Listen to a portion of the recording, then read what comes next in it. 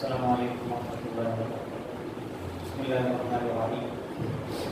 الحمد للہ رب العالمین، والصلاة والسلام علی اشرف الانبیاء والمرسلین، سیدنا ونبینا وحبیبنا وشفیعنا ومولانا محمد وعلی آلہ وصحبہ اجمعین۔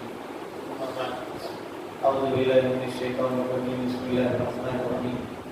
وَلَكُمْ فِي رَسُولِ اللَّهِ أُسْوَةٌ حَسَنَةٌ صدق اللہ العظیم۔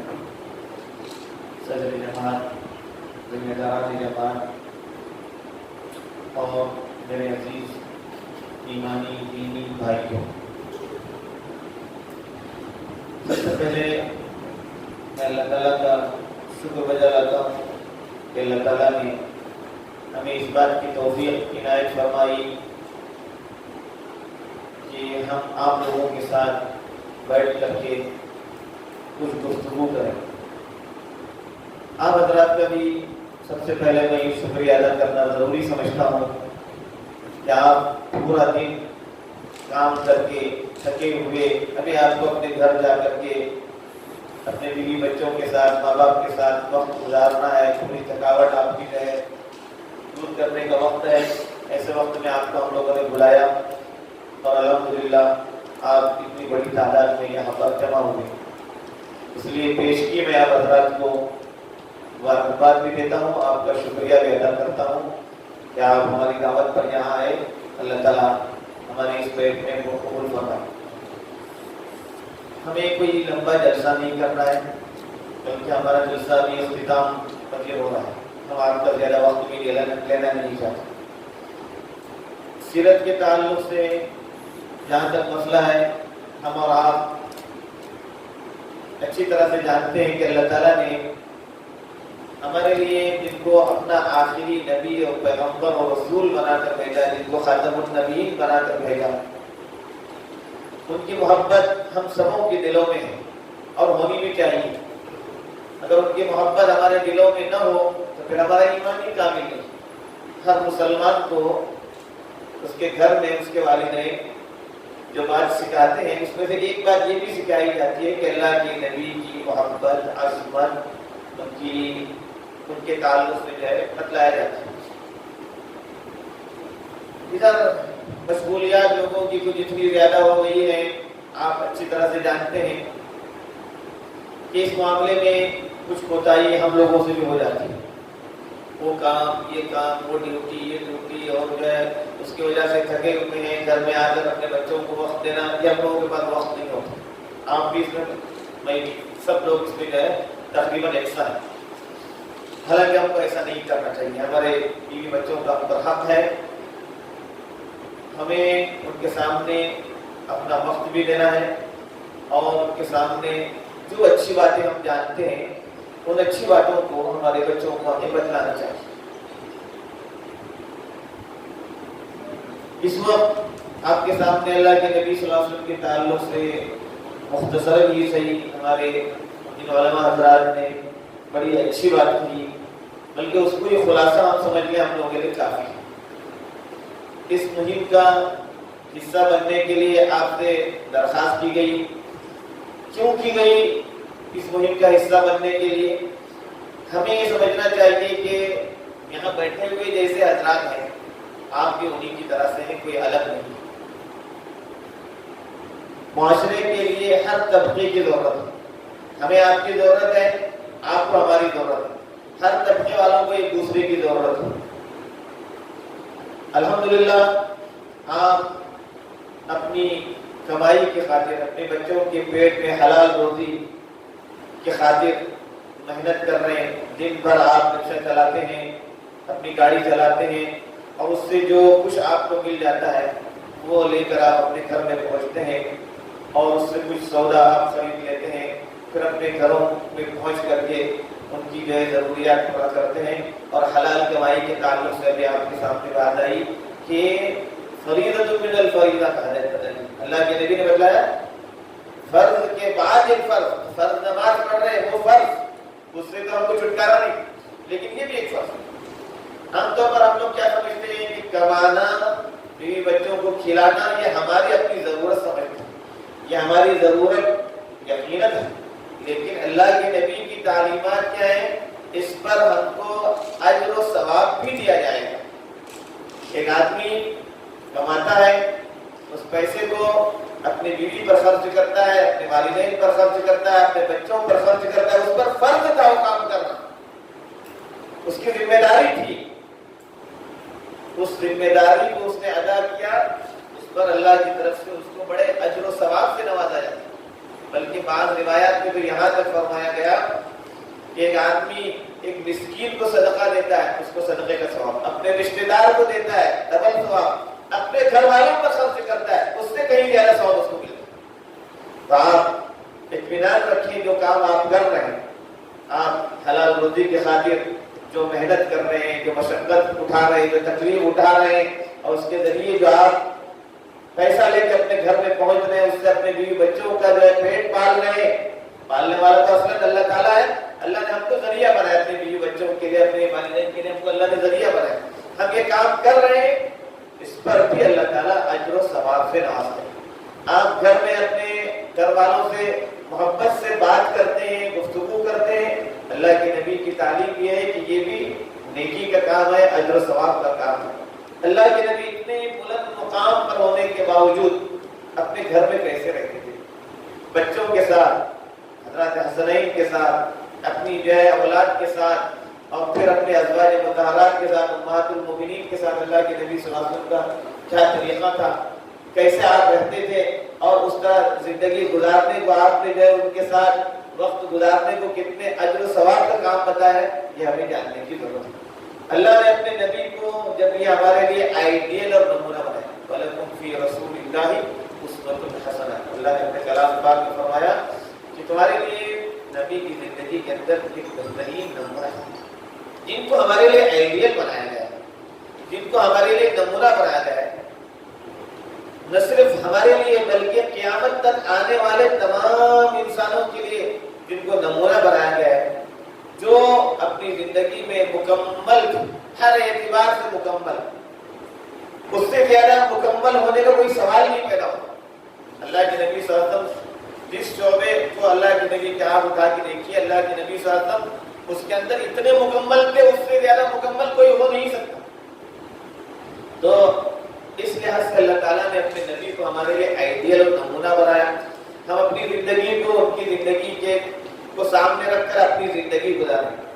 اللہ کے نبی نے ہمارے لیے زندگی کے تمام شعبوں کے اندر رہنمائی فرمائی ہے، ہر چیز کے اندر ہماری رہنمائی موجود ہے۔ آپ ایک شوہر ہیں، شوہر ہو کر آپ کو کیسے زندگی گزارنا ہے، آپ ایک باپ ہیں، آپ کو کیسے زندگی گزارنا ہے، آپ ایک بھائی ہیں، آپ کو کیسے زندگی گزارنا ہے، آپ فرزند ہیں، آپ کو کیسے زندگی گزارنا ہے، عورت ہے، بیوی ہے، ماں ہے، بیٹی ہے، بہن ہے، کیسے اس کو زندگی گزارنا ہے، ہر ایک کے لیے اللہ کے نبی صلی اللہ علیہ وسلم کی زندگی کے اندر نمونہ ہے۔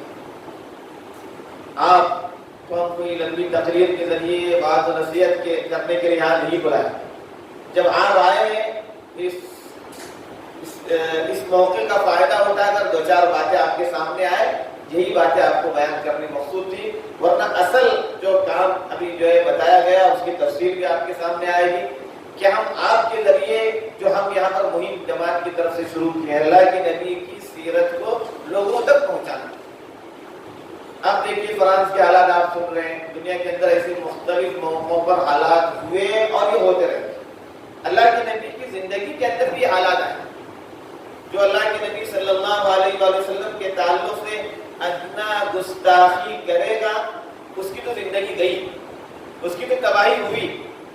اور حقیقت یہ ہے کہ اس طرح کی گستاخیوں سے مسلمان پیچھے جو ہے اپنے موقف سے پیچھے کبھی نہیں ہٹتے۔ دنیا کے جس علاقے کے مسلمان، جتنا گیا گزرا مسلمان کیوں نہ ہو، لیکن اللہ کے نبی کے تعلق سے جب وہ سنے گا، اس کا اندرون ایمان جو ہے ایسا ابھر کر سامنے آتا ہے کہ ہم سوچ نہیں سکتے۔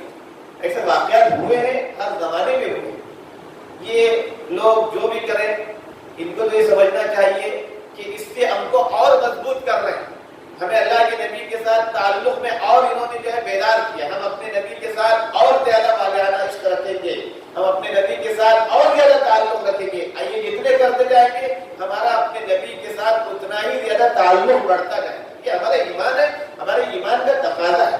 اس لیے کہ ہمارے نبی نے فرمایا تھا تمہارا ایمان اس وقت تک مکمل نہیں ہو سکتا جب تک میں یعنی اللہ کا نبی تمہارے نزدیک تمہارے اپنے والدین، تمہارے اپنے بچوں، تمہارے اپنے گھر والوں اور تمام لوگوں حتیٰ کہ تمہارے اپنے نفس سے بھی زیادہ میں تمہیں محبت عزیز نہ بن جاؤں۔ تو اللہ کے نبی ہر مسلمان کے لیے، ہر مومن کے لیے اس کے تمام لوگوں سے بلکہ خود اس کی اپنی جان سے بھی زیادہ عزیز ہے۔ یہ جان، یہ کیا ایسی 100 جان بھی اللہ تعالیٰ ہمیں دے دیتا، ہم اللہ کے نبی کے نام پر قربان ہونے کے لیے تیار ہیں۔ یہ ہمارا ایمان ہے اور یہ جذبہ ہمارے اندر ہمارے بڑوں نے پیدا کیا، ہمارے والدین نے پیدا کیا ہے، جہاں پر ہم نے تعلیم حاصل کی انہوں نے پیدا کیا، ایمان نے ہمارے اندر یہ جذبہ پیدا کیا ہے۔ اس لیے دنیا کے لوگ جتنا بھی کرنا چاہیں وہ کرتے رہیں گے، ہم اپنے نبی کے ساتھ تعلق میں مضبوط سے مضبوط ہوتے رہیں گے۔ تعلق کا ایک اظہار تعلق، یہ ظاہری تعلق کہ آدمی جو ہے جیش میں آ جاتا ہے اور جو جذبات میں آ جاتا ہے، یہ فطری چیز ہے، اس سے تو کسی کو روکا نہیں جا سکتا۔ اس سے اہم تعلق ہمارا کیا ہے؟ ہم اللہ کے نبی کی سچی پیروی کرنے والے ہوں، اتباع کرنے والے ہوں۔ ہم جس شعبے سے جڑے ہوئے ہیں اس شعبے کے اندر بھی ہم اللہ کے نبی کی سچی پیروی کرنے والے ہیں۔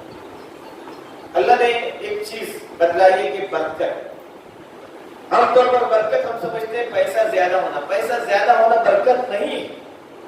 ہمارے پاس تھوڑے سے پیسے ہیں اور تھوڑے سے پیسوں سے ہم اپنے گھر کا پورا خرچہ چلا لیتے ہیں، ہمارے اوپر کوئی بوجھ نہیں ہوتا۔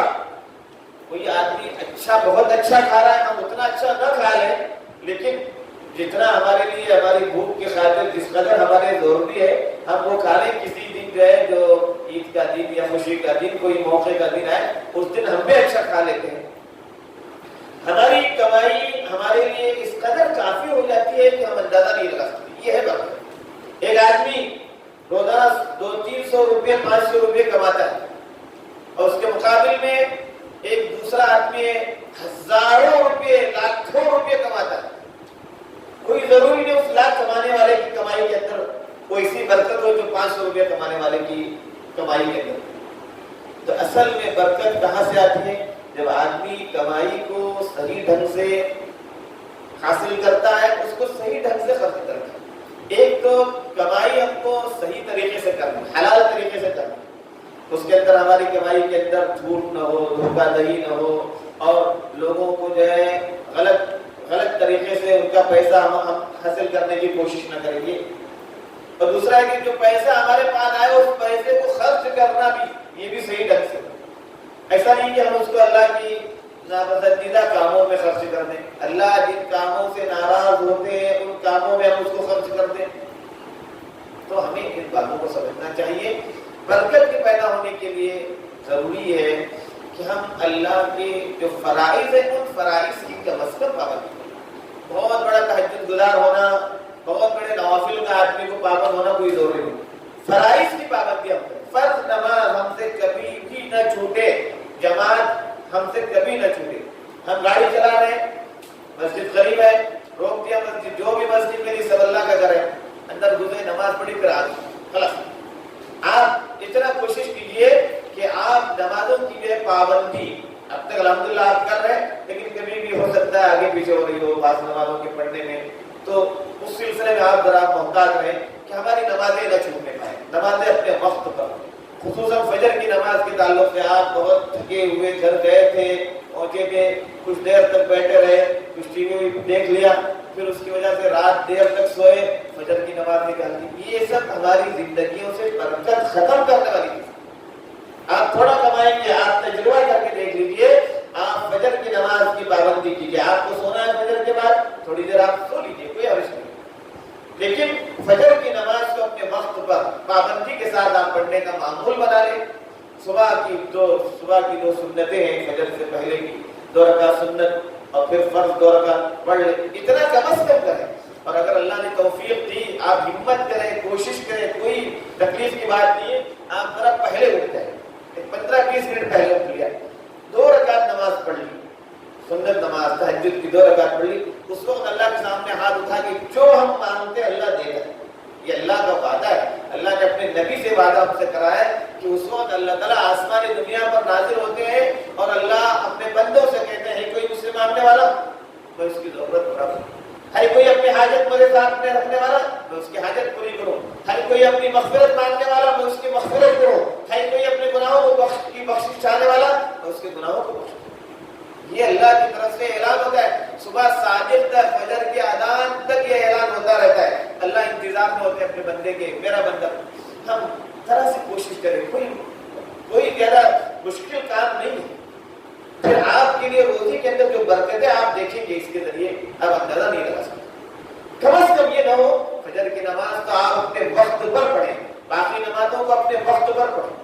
اور آپ کے ساتھ جسے مولانا نے کہا کہ جتنا وقت آپ کے ساتھ جو لوگ آپ کی گاڑی پر سوار ہیں وہ ایک طرح سے گویا کہ وہ آپ کے حفظ میں آ گئے.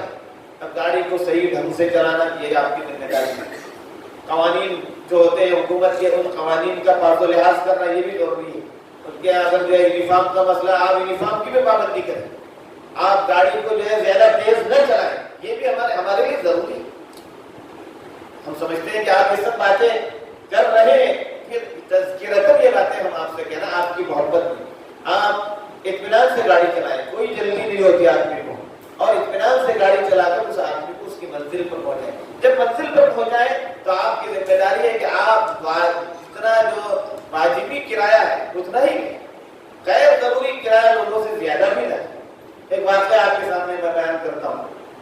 آپ نے سنا ہی ہوگا, ایک صاحب جاپان چلے.